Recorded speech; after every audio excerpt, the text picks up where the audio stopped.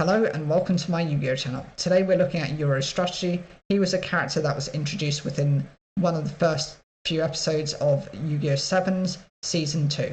Cybertech Alligator is a level 5 wind attribute machine type normal monster with 2500 attack and 1600 defense. A winged drake powered up by mechanization. It was near the verge of death fighting a dragon, but its keeper turned into it a cyborg. Originally a pterodactyl, he was visually.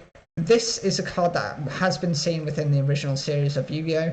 I think this was at one point handled by Joey Wheeler, I think within the Battle City tournament. It's decent considering it's a level 5, needs 1 sacrifice to summon it, and it has 2500 attack points. That at the moment I think is the limit for level 5s to reach.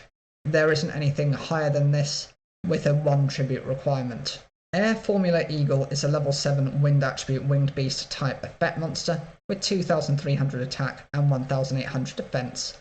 The requirement: you can activate this if there are 3 or more normal monsters that are wind attribute in your graveyard, and the effect is to special summon 1 normal monster that's a wind from your hand face up. Then you can special summon 1 normal monster that's a level 6 or lower wind monster from your graveyard face up.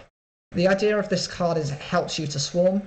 Initially, when it's tribute summoned, you're going to have 2 monsters already in your graveyard as it's a level 7.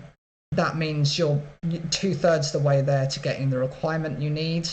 It does mean you need 3 or more normal monsters that are wind attribute in the graveyard, but a lot of the monsters currently shown are normal monsters anyway, so that's not a difficult requirement. Being able to special summon a monster that's not of a specific limit from your hand face up means you can actually go into one of your powerful ones, such as that Cybertech Alligator I was mentioning just a minute ago, and also you're able to summon a weaker monster as well, boosting up your field presence. Against Buster is a normal spell card with no requirements. The effect is to choose 1 face-up monster you control, a wind attribute with 2000 or higher attack, and it loses 500 attack until the end of this turn. Then you can destroy 1 spell or trap card your opponent controls. So this is a bit like a Mystical Space Typhoon for a wind attribute deck. It does require your monster to lose 500 attack points, but if it's starting with 2000 or more attack points, I'm sure you can acknowledge the 500 attack points as a bit of a miss, so long as it's, reacting to something that your opponent has, such as a battle-based trap, which could have done a lot more damage to you had you not activated this effect. Storm Sonic is a normal spell card with the requirement: you can activate this card if you control 2 or more face-up monsters. They must be wind attribute. The effect is to choose 1 face-up monster your opponent controls and have it lose 600 attack and defense until the end of this turn. Then, if you control a face-up Cybertech Alligator, you can destroy 1 card your opponent controls. The nice thing about this card is not only does it have a stat reduction effect on your opponent's monsters, although they do have to be face-up, it does provide you with a destruction effect if you have the Cybertech Alligator on the field.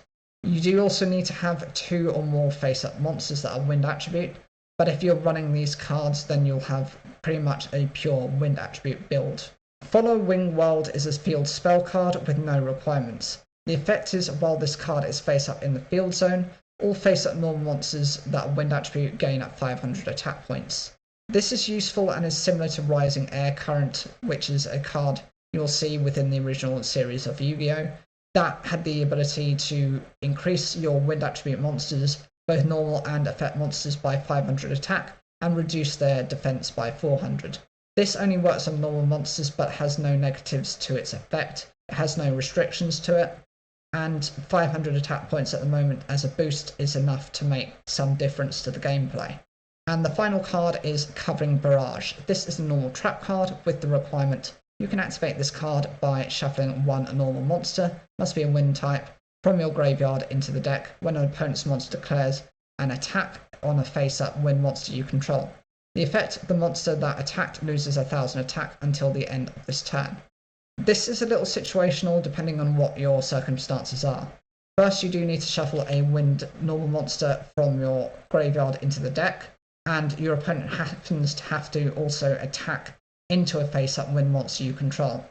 Those are 2 very specific conditions. It's fine because likelihood you're going to have those types of monsters already set up, and the effect is actually enough of a stat reduction of your opponents, that you can actually do some decent damage. Overall, I think the monsters that have been introduced within this, along with the spell and the trap support, are quite decent. But until they get something groundbreaking or a significant boss monster, I don't think Cybertech Alligator will kind of fit the bill for this. We need to wait on something a little bit better. Whatever you think of these cards, leave those in the comments down below. Like the video if you enjoyed it, and don't forget to subscribe for more daily Yu-Gi-Oh!